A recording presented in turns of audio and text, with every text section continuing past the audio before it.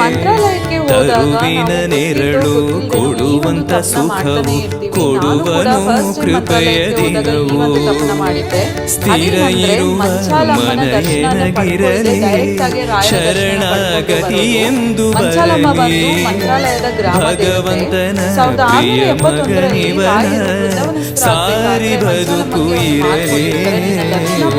ಯಾರು ನನ್ನ ದರ್ಶನ ಪಡ್ಕೊತಾರೋ ಎಲ್ಲ ಇಷ್ಟಾರ್ಥಗಳನ್ನ ಸಿದ್ಧಿ ಮಾಡ್ಕೊಳ್ತೀನಿ ತಾಯಿ ಅಂತ ಈ ಒಂದು ಕಾರಣಕ್ಕೆ ಮಂತ್ರಾಲಯಕ್ಕೆ ಹೋದಾಗ ಫಸ್ಟ್ ನಾವು ಮಂಚಾಲಮ್ಮನ ದರ್ಶನ ಪಡ್ಕೋಬೇಕು. ಅದಾದ ನಂತರ ರಾಯರ ದರ್ಶನಕ್ಕೆ ಹೋಗ್ಬೇಕು.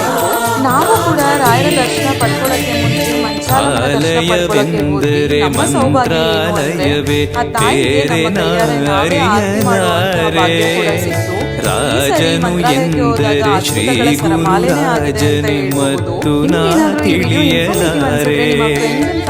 ಆಲಯವೆಂದರೆ